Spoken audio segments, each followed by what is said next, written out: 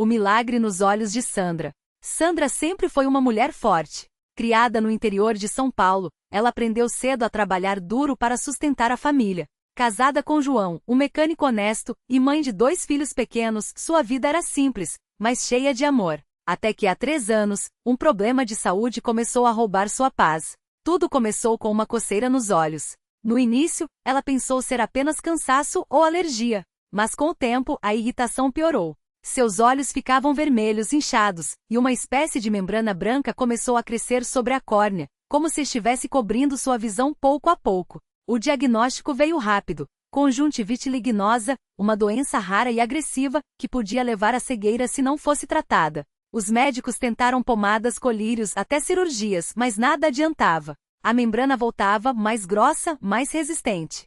Senhora, infelizmente não há muito o que fazer, disse o último oftalmologista que consultou. Prepare-se para a possibilidade de perder a visão. As noites se tornaram longas. Sandra chorava em silêncio, com medo de preocupar a família. Como cuidaria dos filhos se não enxergasse? Como ajudaria João nas contas se não pudesse mais trabalhar? A desesperança começou a invadir seu coração. Foi então que sua vizinha, Dona Maria, uma irmã da congregação cristã no Brasil, a convidou para uma reunião. Minhas filhas, a gente não pode desanimar. Deus é poderoso e na igreja do Senhor, muitos já foram curados, disse ela com voz firme, segurando a mão de Sandra. No início, Sandra relutou. Não era de frequentar igrejas, e o medo da decepção a paralisava. Mas a dor nos olhos e o desespero a levaram a aceitar. Naquela noite de quarta-feira, Sandra entrou pela primeira vez em um salão da congregação cristã no Brasil. O lugar era simples, paredes brancas, bancos de madeira enfileirados, sem adornos ou instrumentos musicais. As irmãs vestiam saias longas e blusas modestas, os irmãos, camisas sociais. Um ancião de cabelos grisalhos com uma Bíblia na mão, dirigia a reunião com seriedade e amor. O culto começou com hinos cantados a capela, vozes unidas em harmonia, sem acompanhamento de nenhum instrumento. Sandra nunca tinha ouvido algo tão puro.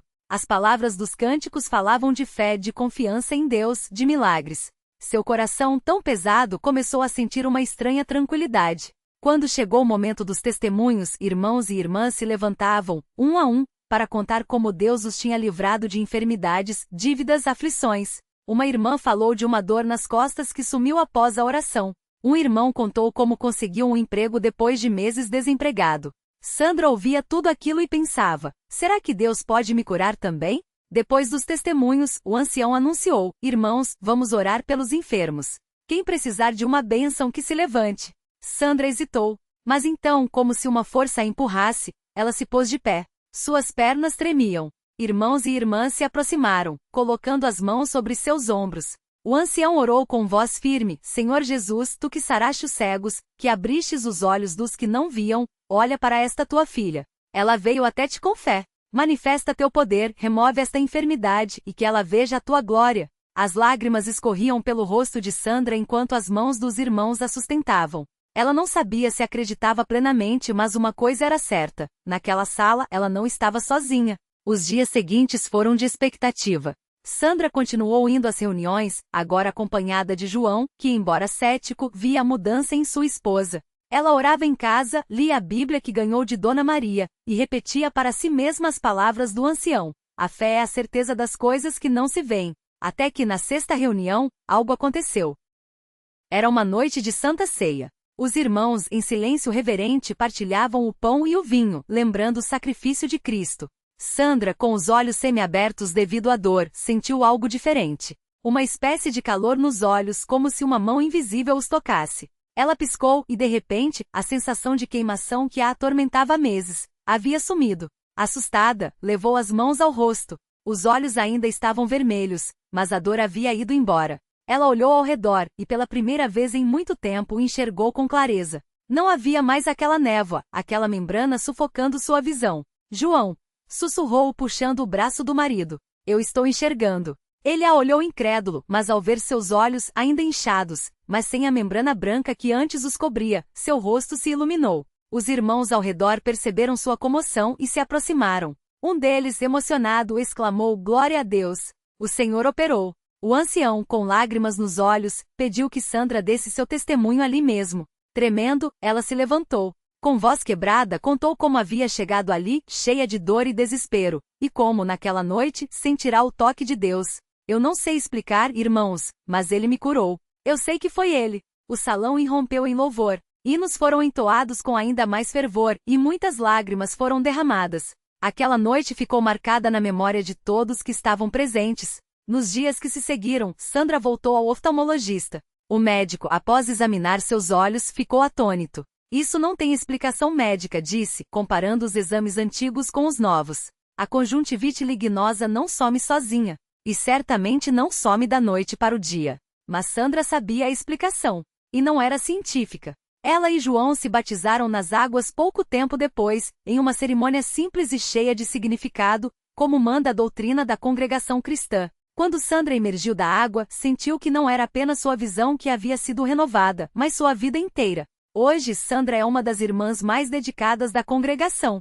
Sempre que pode, ela conta seu testemunho, não para se gloriar, mas para que outros saibam. Deus ouve, Deus vê, e Deus age. Sua casa se tornou um lugar de acolhida para os que sofrem, e seu sorriso, antes ofuscado pela dor, agora brilha com uma fé inabalável. Ela aprendeu que às vezes a cura não vem no momento que a gente quer, nem do jeito que a gente imagina, mas vem. E quando vem é para a glória de Deus e para fortalecer aqueles que creem. E assim, entre hinos cantados sem instrumentos, reuniões simples e irmãos de coração humilde, Sandra descobriu que a maior cegueira não é a dos olhos, mas a da alma que não crê. E que na congregação cristã no Brasil, a fé não é apenas uma palavra, é uma realidade que transforma vidas. Um dia, enquanto Sandra ajudava a organizar os assentos da igreja antes do culto, uma jovem chamada Marisa chegou chorando. Ela carregava nos braços um bebê de poucos meses, que nasceu com uma doença rara nos ossos, deixando-o frágil e com dores constantes. Os médicos haviam dito que a criança não sobreviveria além dos 2 anos, e que cada dia seria uma batalha. Sandra reconheceu naquele desespero o mesmo medo que já havia sentido. Sem hesitar, ela colocou as mãos sobre a cabeça do pequeno e começou a orar com uma autoridade que só quem já viu milagres possui.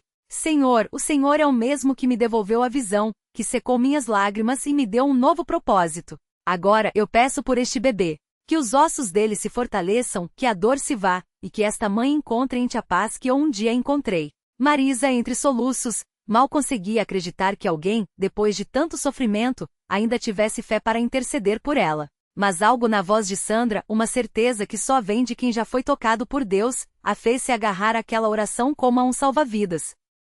Nas semanas seguintes, Marisa voltou à igreja todas as vezes que pôde, mesmo quando o cansaço e o desânimo batiam à sua porta. Os irmãos a acolheram, levando comida, ajudando com as consultas e, acima de tudo, orando. Até que em uma manhã, durante um culto de libertação, o pastor fez uma palavra específica: há aqui uma criança que será curada. Os médicos vão se admirar, porque o que era impossível para eles, é possível para Deus. Marisa sentiu um arrepio. Naquela mesma semana, levou o filho para uma nova bateria de exames. Os resultados deixaram os médicos atonitos. Os ossos do bebê estavam se regenerando de forma inexplicável. A doença que antes avançava sem piedade, agora recuava.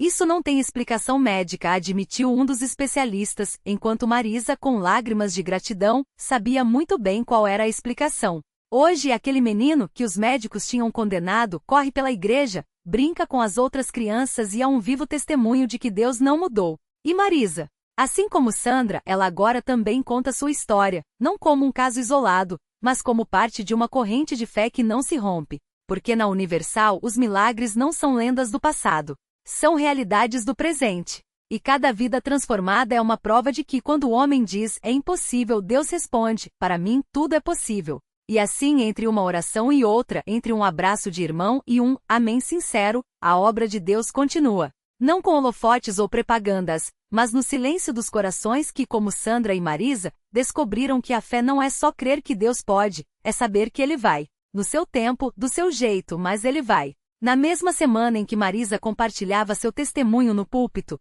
um homem chamado Carlos entrou pela primeira vez na Universal arrastando os pés, como se cada passo pesasse 1 tonelada. Ele não vinha por si mesmo, foi quase carregado pela esposa, Dona Maria, que há meses ouvia os cultos pela rádio e insistia: vem, meu amor. Se Deus curou os outros, pode curar você também. Carlos tinha um câncer em estágio avançado. Os médicos já haviam desistido e ele, que sempre fora o provedor da casa, agora mal conseguia segurar um copo d'água sem sentir dor. Não adianta, Maria, ele murmurou ao sentar na última fileira, encostado na parede como se precisasse dela para não cair. Já tentei de tudo. Até reza eu já fiz. Mas Dona Maria não desistiu. Ela pegou a mão dele, ainda quente da febre que não passava, e sussurrou: não é reza, meu amor. É fé.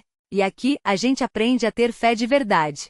O pastor, como se tivesse ouvido o desespero de Carlos mesmo sem vê-lo, começou a pregar justamente sobre a mulher do fluxo de sangue, que gastou tudo com médicos e só piorou, até tocar nas vestes de Jesus. Ela não desistiu no último minuto, disse o pastor, olhando direto para os fundos da igreja. E você também não vai desistir hoje. Carlos sentiu algo estremecer dentro dele. Não era esperança, era mais como uma brasinha que ele achava que já tinha se apagado, mas que ainda estava lá, debaixo das cinzas. Quando o pastor chamou os enfermos para a frente, Dona Maria o puxou pelo braço. Vem, Carlos. Só um passo. Só um. Ele resistiu, mas acabou se levantando. Cada movimento doía, mas estranhamente, quanto mais perto do altar ele chegava, mais leve o corpo parecia ficar. Quando o pastor impôs as mãos sobre sua cabeça e começou a orar com autoridade, Carlos sentiu um calor tão intenso que achou que ia desmaiar. Não era febre, era diferente. Era como se algo dentro dele estivesse sendo queimado, não pela doença, mas por uma força maior. Em nome de Jesus, essa doença sai agora, declarou o pastor. Carlos caiu de joelhos e as lágrimas vieram sem aviso. Não eram lágrimas de dor, mas de algo que ele não sabia nomear, até que de repente percebeu que a dor no peito, aquela que o acompanhava há meses, tinha sumido. Ele levou a mão ao rosto, confuso. Respirou fundo. Nada doía. Levantou-se sozinho, sem precisar se apoiar em nada. Dona Maria gritou, cobrindo a boca com as mãos. Meu Deus! Meu Deus! Ela repetia, enquanto as pessoas ao redor começavam a louvar, a bater palmas, a chorar junto. Carlos não precisou de exames para saber que estava curado. Naquela noite, comeu um prato cheio pela primeira vez em semanas. Na manhã seguinte foi ao hospital, não para mais um tratamento, mas para mostrar aos médicos, incrédulos, que não havia mais nenhum vestígio da doença em seu corpo. Isso não tem explicação médica, admitiu um deles, coçando a cabeça. Carlos sorriu. Eu sei, mas tem explicação divina. Agora, toda terça-feira, Carlos está lá na Universal, não mais arrastando os pés, mas de pé firme, muitas vezes segurando a Bíblia com as próprias mãos enquanto conta sua história para quem chega desanimado. Eu vim aqui para morrer, ele diz, olhando nos olhos de cada um. Mas Deus me deu vida. E se ele fez por mim, pode fazer por você também. E assim, a corrente de fé continua. Porque na Universal, os milagres não são coincidências, são respostas. Respostas para quem, como Sandra, Marisa e Carlos, decidiu não desistir no último minuto. Respostas para quem entendeu que quando a medicina diz não há mais jeito, Deus apenas está preparando o seu. E a obra não para. Todos os dias alguém novo cruza aquelas portas com o coração partido e sai com ele inteiro. Todos os dias, uma vida é restaurada, um sonho é ressuscitado, uma família é reunida. Porque ali, entre as quatro paredes que muitos veem como comuns, Deus faz o que só Ele pode fazer. Transforma o impossível em testemunho, a dor em alegria e o fim, em um novo começo. Naquela mesma semana, enquanto o testemunho de Sandra ainda ecoava pelos corredores do templo, uma jovem chamada Ana Cláudia entrou arrastando os pés, como se cada passo pesasse 1 tonelada. Seus olhos estavam inchados de tanto chorar, e as mãos tremiam ao segurar um exame médico amassado. O diagnóstico era claro: leucemia em estágio avançado. Tratamento paliativo recomendado. Os médicos tinham dado a ela no máximo 6 meses de vida. Ela não queria vir à igreja. Na verdade, tinha resistido por anos, achando que Deus só ouvia os perfeitos. Mas sua tia, que frequentava a Universal há décadas, não desistiu.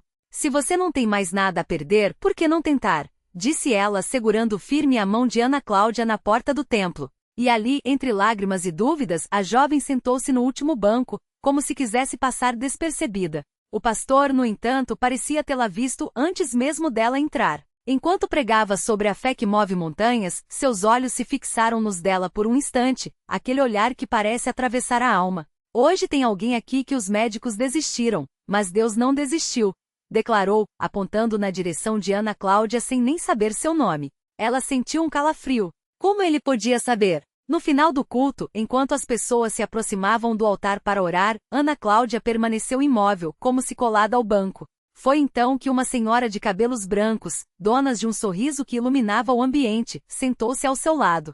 Filha, eu também ouvi que não tinha jeito, contou ela, mostrando uma cicatriz no abdômen. Câncer no útero, metastático. Os médicos me mandaram para casa para morrer, mas aqui, neste mesmo lugar, Deus me curou. Há 10 anos não tenho mais nada. Ana Cláudia olhou para ela, incrédula. Como? Eu vim, eu orei, eu crer. A senhora pegou suas mãos. Deus não olha para a doença, ele olha para a fé. E a sua ainda está viva, mesmo que você não sinta.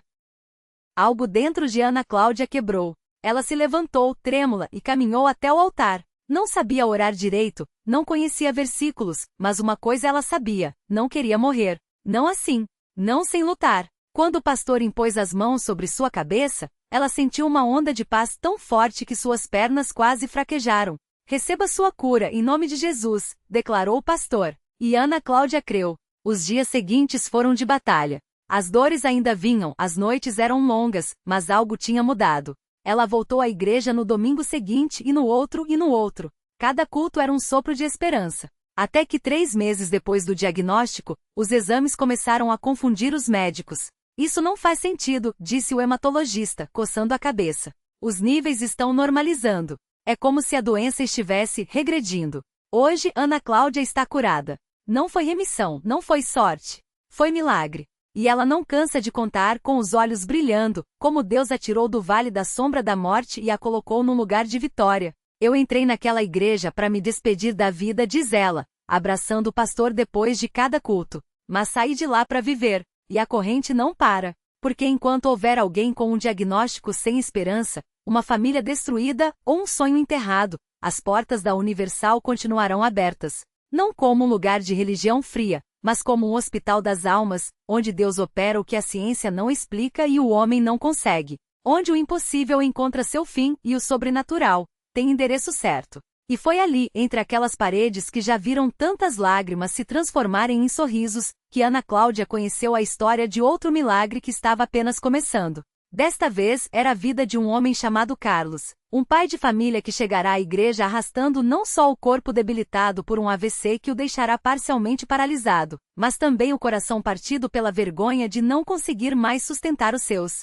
Carlos havia sido um homem forte, trabalhador, orgulhoso de nunca ter pedido ajuda a ninguém. Mas depois daquele dia em que acordou no chão da cozinha com metade do corpo sem resposta, tudo desabou. Os médicos disseram que ele jamais recuperaria os movimentos do lado esquerdo. Aprenda a viver assim, foi o conselho frio que recebeu. Sua esposa, Maria, chorava em silêncio enquanto tentava esconder das filhas o desespero de ver o marido, antes tão ativo, agora dependente até para tomar banho. Foi a filha mais nova, de apenas 9 anos, quem um dia pegou a mão boa do pai e disse: "Pai, a gente tem que ir na igreja da tia Ana Cláudia. Lá Deus faz milagre." Carlos riu amargamente.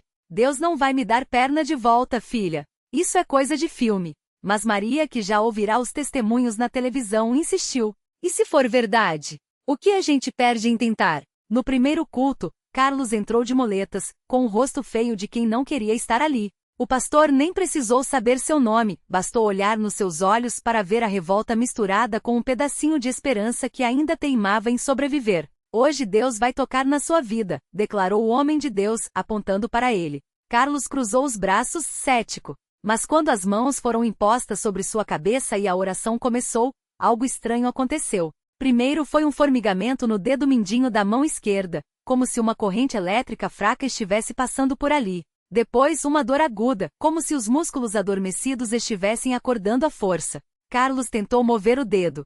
Nada. Tentou de novo. Dessa vez o mindinho mexeu, apenas 1 milímetro, mas mexeu. Seu coração disparou. "Meu Deus", sussurrou. O pastor, percebendo a comoção, gritou: "Glória a Deus! O milagre já começou." A igreja inteira explodiu em louvor. Carlos, com lágrimas escorrendo, tentou levantar o braço esquerdo. Tremendo devagar, como se estivesse aprendendo a mover aquele membro pela primeira vez, o braço subiu. Primeiro alguns centímetros. Depois até a altura do ombro. A moleta caiu no chão com estrondo. Ele deu um passo. Depois outro. E outro. Quando Carlos saiu da igreja naquela noite, não foi apoiado nas muletas. Foi andando. Devagar, ainda manco, mas andando. Sua esposa chorava abraçada a ele, as filhas pulavam de alegria. "Pai, você tá curado. Você tá curado", gritava a pequena, que o convenceu a vir. Nos dias seguintes, a recuperação foi acelerada. Os médicos que antes davam de ombros para a fé, agora coçavam a cabeça diante dos exames. Isso não tem explicação científica, admitiu um neurologista, olhando as ressonâncias que mostravam áreas antes mortas do cérebro agora com atividade normal. Carlos sorriu. Não precisa. Deus não precisa de explicação. Hoje, Carlos não só voltou a trabalhar como abriu um pequeno negócio para ajudar outras pessoas com deficiências a encontrarem emprego. Se Deus me deu uma segunda chance, eu tenho que usar ela para fazer o bem, diz ele, sempre com um sorriso no rosto. E toda semana, sem falta, ele está na Universal, não mais como um homem quebrado, mas como um testemunho vivo de que onde a medicina para, Deus continua. Porque esse é o poder da fé quando encontra um Deus que não desiste das pessoas. Não importa se o problema é físico, emocional ou financeiro, ali, entre aquelas quatro paredes, o sobrenatural se torna rotina. E cada milagre, como o de Ana Cláudia e o de Carlos, é mais uma prova de que quando o homem diz, é impossível, Deus simplesmente responde, espere aí que eu vou mostrar. O milagre completo. Ana Cláudia, que há anos orava pelo marido, viu o milagre se concretizar quando Carlos, após meses de fisioterapia e fé inabalável, deu os primeiros passos sem muletas. No dia em que subiu ao púlpito para dar seu testemunho, a igreja explodiu em lágrimas e aplausos. Mas o maior milagre não foi só a cura física, foi o renascimento de um homem que antes vencido pela dor, agora iluminava vidas.